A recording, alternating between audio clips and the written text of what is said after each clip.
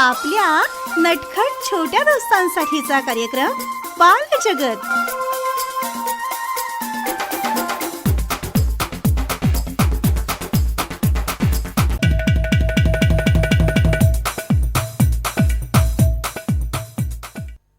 नमस्कार नमस्कार नमस्कार बालदोस्तांनो, बालजगत या तुमच्या आवडत्या कार्यक्रमात तुम्हा सर्वांचं मनपूर्वक स्वागत.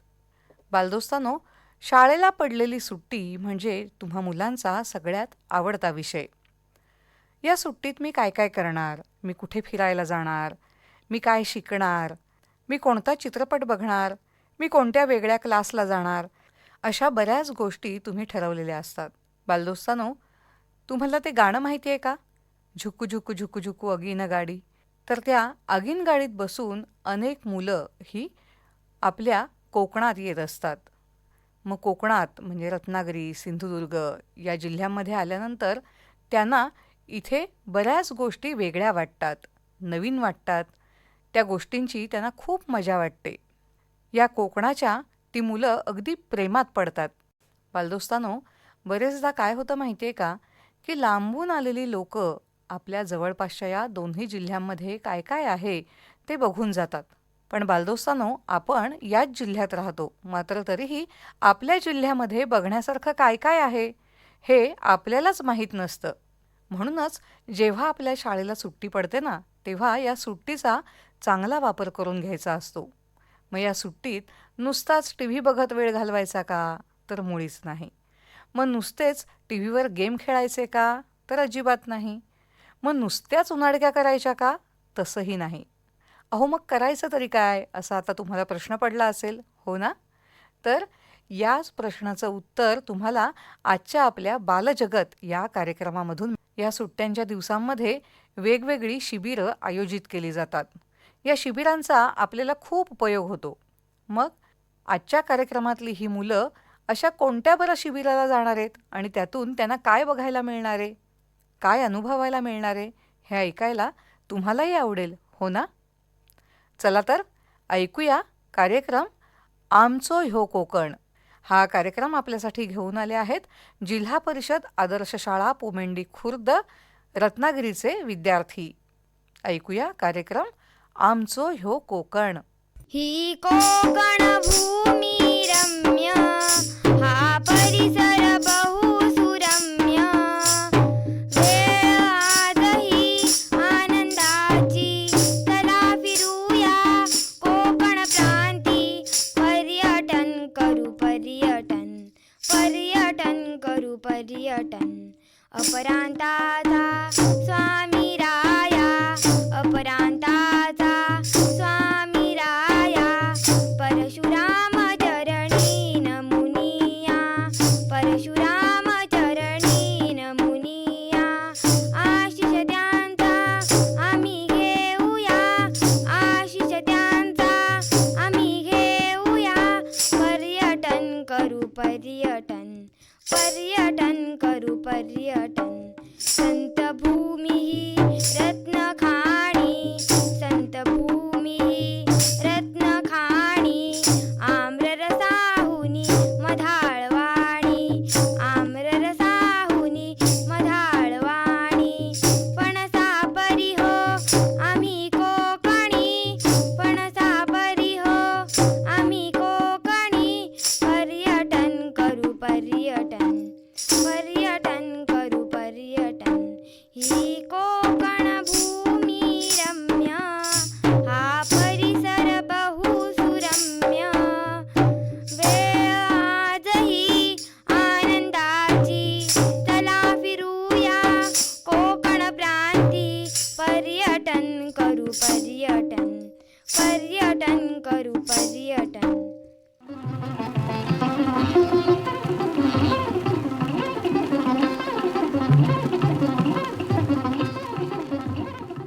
नमस्कार बालदोस्तांनो, जिल्हा परिषद आदर्श शाळा पोमेंड खुर्द शाळेची मुले कोकण पर्यटन करून आली आहेत. पाहूया काय सांगतात आमचो ह्यो कोकणमधून. या कार्यक्रमासाठी लेखन केलंय श्री राजीव करंदीकर दापोली यांनी. पर्यटन करून आलेले विद्यार्थी आहेत आराध्य कलिये, श्रुती शिंदे, रुद्र लिंगायत, निधी तानवडे, स्वराज गोताड, आर्ची चव्हाण, स्मित पवार व अन्वी पिलणकर. वार्षिक परीक्षेचा शेवटचा पेपर संपतो आणि मुले घोळक्याने वर्गाबाहेर पडतात. परीक्षा संपली, आता उद्यापासून सुट्टी. चला सुट्टी झाली, आता खूप खूप खेळायचे. चला सुट्टी झाली, आता खूप खूप खेळायचे. अरे रुद्र, उद्यापासून सुट्टीत काय करणार? मी उद्यापासून मोबाईलवर भरपूर गेम खेळणार. आमच्याकडे स्मार्ट टीव्ही आहे, म्हणून मी टीव्हीवर गेम खेळणार. अन्वी, तू काय करणार ग सुट्टीत? मी टीव्हीवर कार्टून शो बघत सुट्टी घालवणार. अरे आराध्य, तू सुट्टीत काय करणार आहेस? मी पण गेम खेळणार. तू काय करणार आहेस निधी? मला आई बाबा हॉटेलमध्ये नेणार आहेत. खूप मजा करणार मी. बाहेरचं चटपटीत खायला मला खूप आवडतं. मी रोज हेच खाणं खाणार. नाहीतरी मला उसळी आणि भाज्या खायला अजिबातच आवडत नाही. आणि स्वराज, तू काय करणार? तू काहीच नाही करणार सुट्टीत? असं गप्प का? गप्प नाही ग, माझ्या बाबाने मला वेगळाच प्लॅन सांगितलाय. माझ्या आईबाबांना उद्या सरांनी घरी भेटायला बोलवलंय. सुट्टीत मुलांसाठी काही वेगळं करू असं काहीतरी म्हणत होते. आपल्या सगळ्यांच्याच पालकांना उद्या संध्याकाळी 5 वाजता त्यांच्या घरी जायचं. दुसऱ्या दिवशी सर्व पालक सरांच्या घरी जातात.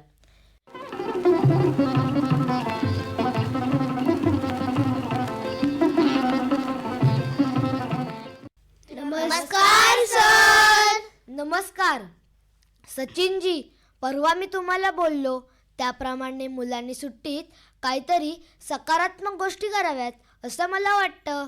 खरं आहे सर तुमचं.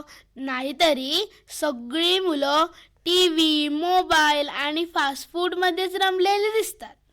माझ्या ओळखीच्या गोखले मॅडम आहेत. त्या मुलांसाठी दृष्टी संस्था चालवतात. या संस्थेमार्फत ते शिबिराचे आयोजन करतात. पण त्या फी तरी किती घेतील? हे शिबिर व्यावसायिक नाही, मुलांना आवडलं तर फक्त मुलांसाठी केलेला खर्च द्यायचा. त्यांनी असलं शिबिर जवळच आयोजित केलंय. आपण त्यांना भेटूया का? हो, चला भेटूया. नमस्कार मॅडम, आपण शिबिर घेणार आहात असं समजलं. कशी आहे याची रूपरेषा? शिबिराची वेळ सकाळी 7 ते सायंकाळी 5 वाजेपर्यंत आहे. मुलांना नाश्ता आणि जेवण इथंच मिळेल. नाश्ता म्हणून उपीट, पोहे, घावन, आंबोळी, शिरा आणि दुपारी जेवणात उसळ किंवा भाजी, नाचणी किंवा ज्वारीची भाकरी, भात व आमटी हे मिळेल. सायंकाळी चुरमुरे, शेंगदाणे, लाह्या असा थोडासा सौम्य पण पौष्टिक नाश्ता दिला जाईल. पण मग दिवसभराचा कार्यक्रम काय असेल? सकाळी 7 वाजता प्रार्थना, गणपती अथर्वशीर्ष, मनाचे श्लोक, आरती, स्तोत्र याचं शिक्षण व पठण. त्यानंतर योग शिक्षण. दुपारी 12 वाजता जेवण. 1 ते 2 या वेळेत वाचन उपक्रम. 3 ते 4 या वेळेत नृत्य आणि नाट्य उपक्रम. आणि चित्रकला पण शिकवली जाईल बरं का. संध्याकाळी मैदानी खेळ असा दिनक्रम राहील. 8व्या-9व्या दिवशी कोकण पर्यटन आणि 10व्या दिवशी जे शिकलो, जे पाहिलं त्याचं प्रेझेंटेशन. खूपच छान. आम्ही सगळे शिबिरासाठी मुलांना पाठवायला तयार आहोत.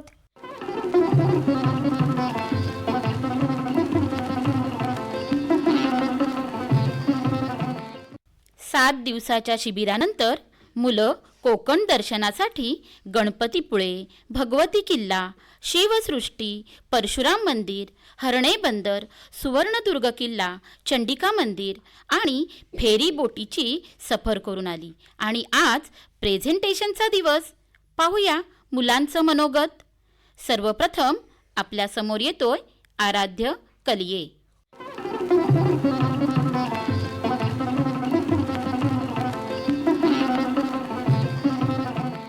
गोखले मॅडमना धन्यवाद. गेल्या 10 दिवसात आम्ही एका वेगळ्याच विश्वात होतो. गेल्या 10 दिवसात आम्ही मोबाईल पाहिलाही नाही, पण त्याचे आम्हाला काहीच वाटले नाही. आमच्यात चांगली सुधारणा झाली. आम्ही सर्व वाईट गोष्टी सोडून पुस्तक वाचायला लागलोय. योगासने, प्राणायाममुळे आमची एकाग्रता वाढली. शिबिरात बुद्धिबळ खेळायला शिकलो. आता मी बाहेरचं न खाता उसळी आणि भाज्या पण खायला लागले. आता आपण 2 दिवसाच्या कोकण पर्यटनमध्ये काय काय पाहिलं ते मुलांच्याच तोंडून ऐकूया. पहिला येतोय स्मित पवार.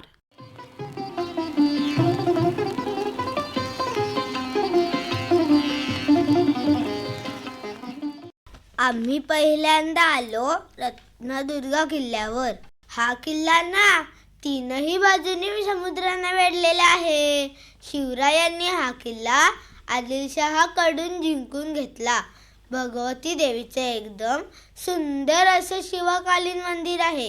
रेडे बुरुज, एक छोटं तळं आणि भुयारी मार्ग पण आहे. रत्नदुर्ग किल्ल्यावरून आम्ही जवळच उभारण्यात आलेल्या शिवसृष्टीत पण गेलो.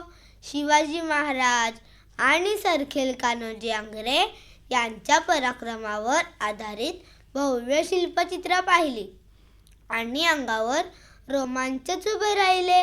शिवरायांचा भव्य पुतळा पाहून नकळत शिवाजी महाराज की जय अशी घोषणा आमच्या सर्वांच्याच तोंडून निघाली. मुरुड, जंजिरा किल्ला, गुराव युद्ध नौका, महाराजांच्या काळातील धान्य कोठारे, घरं, मंदिरं, तसेच तानाजी मालुसरे, बाजीप्रभू देशपांडे आणि इतिहास घडवणाऱ्या मावळ्यांचे इथं जागोजागी दर्शन होतं. खरं म्हणजे रात्रीच्या वेळी आम्ही इथं आलो असतो ना तर आणखी विलोभनीय दृश्य आम्हाला पाहायला मिळाले असते. यानंतर आम्ही आलो थिबा पॉईंटला. महाराष्ट्रातील सर्वात उंच म्हणजे सुमारे 56 फूट उंचीचा छत्रपती संभाजीराजांचा पुतळा शौर्याची साक्ष देत उभा आहे. येथून खाली नजर टाकली की भाटाची खाडी, भाटे पूल, मच्छीमारी बोटी आणि छोटंसं बेट पाहून घरी जर मोबाईल बघत राहिलो असतो तर हा आनंद मिळालाच नसता याची जाणीव झाली. लगेचच आम्ही थिबा राजवाड्याकडे कूच केली. ब्रह्मदेश म्हणजेच आत्ताचे म्यानमारचा राजा थिबा याला ब्रिटिशांनी नजरकैदेत ठेवण्यासाठी बांधलेला हा ऐतिहासिक राजवाडा. 3 मजली राजवाडा आहे हा. संगमरवरी मजले, लाकडी जिने आणि रंगीत खिडक्या इथं पाहायला मिळतात. त्यानंतर आपल्या समोर येते आर्ची चव्हाण. यानंतर आमच्या खगोल ज्ञानात भर घालण्यासाठी बाळासाहेब ठाकरे तारांगणाला भेट दिली. चंद्राचा पृष्ठभाग, अंतराळातील ग्रह तारे, आकाशगंगा कसे दिसतात याचा अनुभव घेतला आणि आम्ही थक्कच झालो. तारांगण पाहून आम्ही थेट पावस येथे गेलो. निसर्गाच्या कुशीत वसलेले पावस हे स्वामी स्वरूपानंद यांच्यामुळे प्रसिद्ध आहे. पावसला जाताना रत्नागिरीचा जिल्हा पक्षी महाधनेशचे दर्शन झाले. केवढा मोठा पक्षी आहे हा. पावस येथील मठ राज्यातील प्रमुख तीर्थक्षेत्रापैकी एक मानला जातो. ज्ञानेश्वरीतील भावार्थ त्यांनी सोप्या मराठीत सांगितला. स्वामींच्या संजीवन समाधीचे दर्शन घेण्यासाठी राज्यभरातून हजारो भाविक दर्शनासाठी येतात. 1923 साली स्वामी स्वरूपानंद यांनी स्वावलंबनाश्रम ही शाळा चालू केली. या शाळेत हातकताई, हातमागावर खादी विणण्याचे प्रशिक्षण देत. मल्लखांब, व्यायाम, लाठी चालवण्याचे प्रशिक्षण दिले. स्वामींनी मिठाच्या सत्याग्रहात भाग घेतला व त्यांना अटक झाली. 1974ला शरीर त्याग करण्याची त्यांनी इच्छा व्यक्त केली आणि 15 ऑगस्ट 1974 रोजी एक गुहा करून त्यात स्वामींचा पद्मासनातील देह ठेवून त्यावर ज्योतिबांच्या डोंगरावरून आणलेल्या मोठ्या दगडाने गुहा बंद करण्यात आली. तिथेच स्वामींचे मोठे मंदिर बांधले आहे. मंदिर परिसरात महिला सबलीकरणासाठी भरतकाम, शिवणकाम वर्ग चालवले जातात. मंदिरात संत सभा मंडप आहे. संत ज्ञानेश्वर, संत एकनाथ, संत तुकाराम, निवृत्तीनाथ यांच्या मूर्ती आहेत. दररोज दुपारी आणि रात्री आरतीनंतर खिचडी प्रसाद असतो. आम्ही सर्वांनी स्वामींपुढे नतमस्तक होऊन खिचडी प्रसाद घेऊन पुढील प्रवास सुरू केला. आता आपल्या समोर येतोय रुद्रलिंगायत. त्यानंतर आम्ही संगमेश्वरच्या अगदी टोकावर असलेल्या शिरंबे गावी पोचलो. निसर्गाच्या सानिध्यात सुमारे 1400 वर्षापूर्वीचे मल्लिकार्जुन मंदिर आहे. 16 लाकडी खांबांवर उभारण्यात आलेल्या मंदिराभोवती चारी बाजूने तळे आहे. हे कधीच आटत नाही. मंदिराचे प्रतिबिंब तळ्यात पडते. छत्रपती शिवरायांनी विशेष रक्कम अदा करून या मंदिराचे बांधकाम केले होते. नंतर आम्ही कामठे घाटातून परशुराम मंदिराजवळ आलो. परशुरामांचे अतिशय सुंदर दर्शन घडले. झाडाच्या सावलीखाली आमची गाडी थांबली. तिथे समोर सगळा कोकणी मेवा होता. जांभळं, करवंद, जाम, अळू, ओले काजूगर, कैरीचे पन्हे असं खूप काही विकायला आमच्याच वयाची मुलं बसली होती. ते पाहून आम्हाला खूप आश्चर्य वाटलं व मनात आलं की ही मुलं आपल्याच वयाची. आपण सुट्टीत खेळायच्या गोष्टी करतो, पण हे कष्ट करून पैसे मिळवतात. गोखले मॅडमनी आम्हाला कैरीचे पन्हे घेऊन दिले. नेहमी आईबाबांकडे थंडाचा हट्ट करणाऱ्या आम्हाला कैरीच्या पाण्याची चव निराळीच वाटली. आम्ही त्या मुलांकडून कोकणची मैना म्हणजे करवंद घेऊन पुढे दापोलीला प्रयाण केले. आता आपल्या समोर येत आहे श्रुती शिंदे. दापोलीपासून 8 किलोमीटरवर साईबाबांचे विशाल मंदिर बांधले आहे. एका मोठ्या शिळेवर साईंची प्रसन्न मूर्ती, सभोवताली शंकर, हनुमान, दत्त आणि नवग्रह मंदिर आहे. अत्यंत सुंदर आणि स्वच्छ परिसर, गर्ददाट झाडी आणि तिथून वाहणारी नदी असा सुंदर परिसर आहे. साई मंदिरकडून आम्हाला 4 ते 4:30 पर्यंत हरणेच्या समुद्र किनाऱ्यावर पोहोचायचे होते. गोखले मॅडमच्या सांगण्यानुसार बंदरावर मोठी आर्थिक उलाढाल होते. आम्ही जेव्हा बंदरावर पोचलो त्यावेळी तेथे प्रचंड गर्दी झाली होती. ही गर्दी काही समुद्र पाहायला आलेल्या लोकांची नव्हती, तर माशांची उलाढाल करणाऱ्या व्यापारी वर्गाची होती. संपूर्ण किनाऱ्यावर शेकडो बोटी उभ्या होत्या आणि कोळी बंधू माशांच्या टोपल्या भरभरून मासे किनाऱ्यावर आणत होते, तर एका दांड्यावर मोठे क्रेट अडकवून कोळी बांधव कोळंबी घेऊन येत होते. आम्हाला तिथे अद्भुत दृश्य पाहायला मिळाले. ते म्हणजे पापलेट कोळंबीचे मोठे क्रेट घेऊन त्याचा लिलाव चालू होता. प्रत्येक जण पुढची बोळी लावत होते. अखेर 40,000 आणि 50,000ला लिलाव संपला. एक लिलाव संपन्न झाला की पुढे दुसरा लिलाव सुरू व्हायचा. तिथे दिवसाला कोटींच्या पुढे उलाढाल होते असे एका स्थानिकाने सांगितले. कोळी बायकांची मासे रिक्षा टेम्पोत भरून गावोगावी विकायला जायची गडबड सुरू होती, तर पुणा, मुंबई, सांगली, सातारा, कोल्हापूरचे पर्यटक जमेल तेवढे मासे थर्माकोलच्या बॉक्समध्ये बर्फ टाकून नेत होते. या व्यवसायातून हजारो लोकांना रोजगार मिळतो अशी माहिती मिळाली. पाळंदे, साळदुरे, मुरुड, कर्दे, लाडघर आदी ठिकाणी घरगुती आणि मोठे हॉटेल्स आहेत व तिथे माशांचे विविध प्रकार, सोलकढी, तर शाकाहारी लोकांसाठी उकडीचे मोदक, पुरणपोळी, काजू उसळ, अळूवडी, भिरड्याची उसळ असा मेनू असतो अशी माहिती मिळाली. यावरच दापोलीची अर्थव्यवस्था चालते. त्यानंतर आपल्या समोर येत आहे निधी तानवडे. माशांची आर्थिक उलाढाल पाहिल्यावर आम्ही छोट्या बोटीनं युनेस्कोच्या जागतिक वारसा यादीत स्थान मिळवलेल्या सुवर्णदुर्ग या किल्ल्यावर गेलो. या किल्ल्यावर अर्धवट काढलेल्या 2 तोफा आहेत आणि 7 फूट लांबीची 1 तोफ आहे. मुख्य दरवाजा कल्पकतेने बांधला आहे. कमानीच्या शेजारील भिंतीवर हनुमानाचे शिल्प कोरले आहे. महादरवाजाजवळ कासवाचे शिल्प आहे.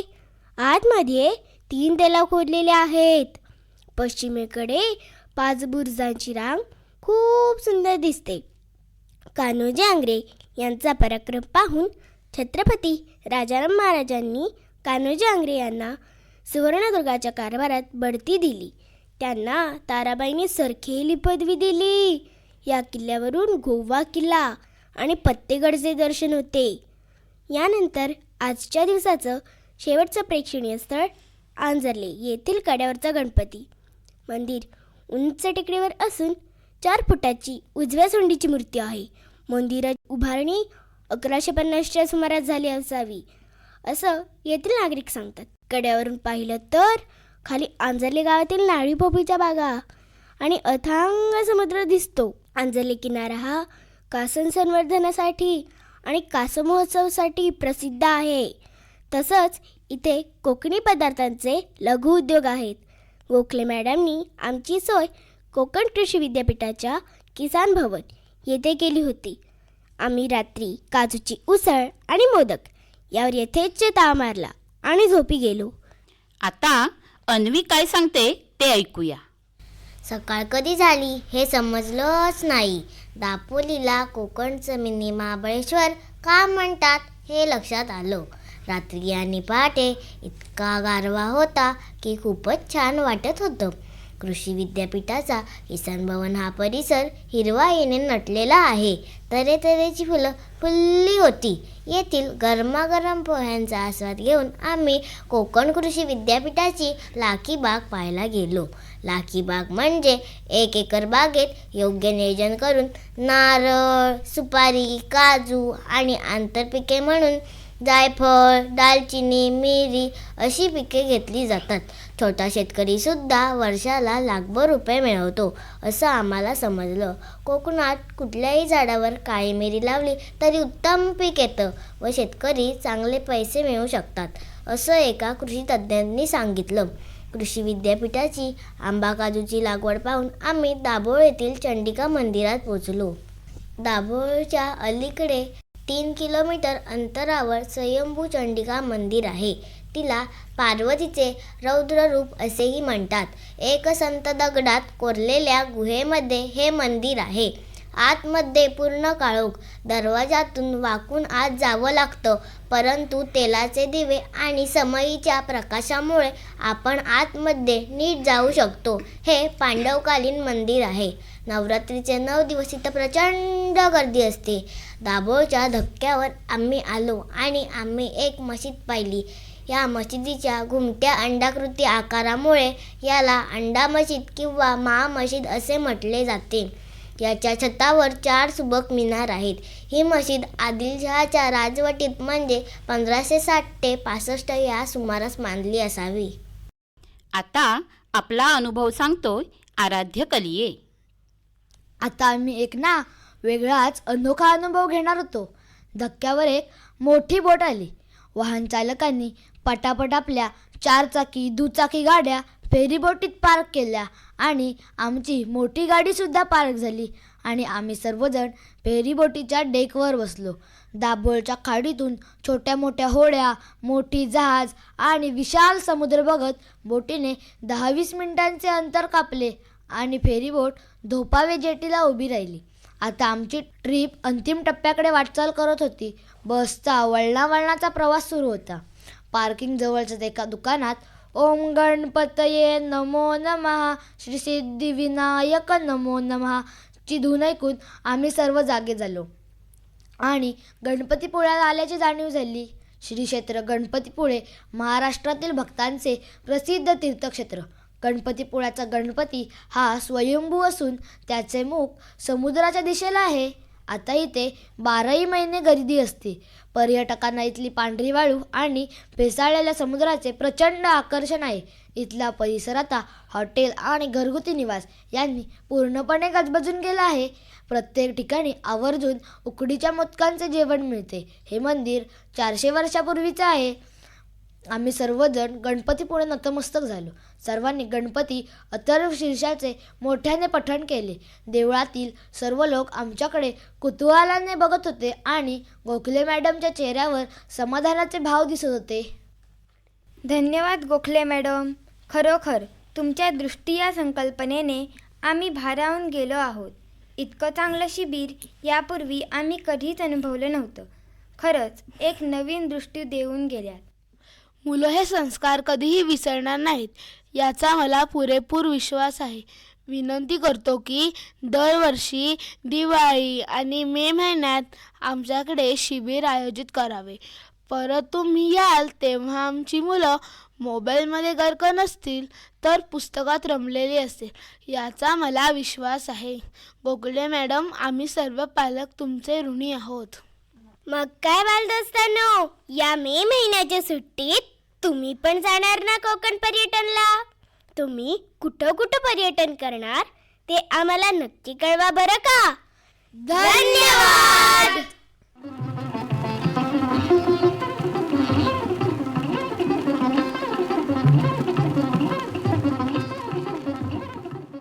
चला गड्यांनो आपण सारे कोकणात जाऊ, तेथील हिरवी गंमत जम्मत डोळे भरून पाहू. लाल लाल ही मातीतले डोंगर हिरवे हिरवे, डोईवरती आकाशाने रंग पसरले बडवे. मासोळ्याचे सूर पाण्या ओढी मधली राहू, तेथील हिरवी गंमत जम्मत डोळे भरून पाहू. निळ्या रुपेरी लाटा येती सागर काठावरी, मोर नाचरे काढीत जाती नक्षी वाळूवरी. जीवास वाटे घर कौलारू बांधून येथे राहू, तेथील हिरवी गंमत जम्मत डोळे भरून पाहू. नागड्यानो आपण सारे कोकणात जाऊ, तेथील हिरवी गंमत जम्मत डोळे भरून पाहू, तेथील हिरवी गंमत जम्मत डोळे भरून पाहू. काय बालदोस्तानो, तुम्हालाही आपल्या कोकणाविषयी बरीच माहिती मिळाली हो ना? बघा तर, इतकं सगळं काही आपल्या आजूबाजूला आहे, पण तरीही अनेकदा आपण या ठिकाणी कधी गेलेलोच नसतो. पण आता मात्र ह्या कार्यक्रमामधून तुम्हाला खूप माहिती मिळाली. तेव्हा आपल्या आईवडिलांबरोबर या ठिकाणी जाता आलं तर अवश्य जा आणि प्रत्यक्ष त्या ठिकाणांचा अनुभव घ्या. आमचो ह्यो कोकण हा कार्यक्रम सादर केला होता जिल्हा परिषद आदर्श शाळा पोमेंडी खुर्द रत्नागिरीच्या विद्यार्थ्यांनी. बालदोस्तानो, आजचा हा कार्यक्रम तुम्हाला आवडला का? आम्हाला नक्की कळवा. आता मात्र बालजगत या कार्यक्रमामधून मी सोनाली सावंत आता निरोप घेते. पुन्हा भेटूच नवीन विद्यार्थ्यांसह नवीन कार्यक्रमात, अर्थातच तुमच्या आवडत्या बालजगतमध्ये. तोपर्यंत नमस्कार.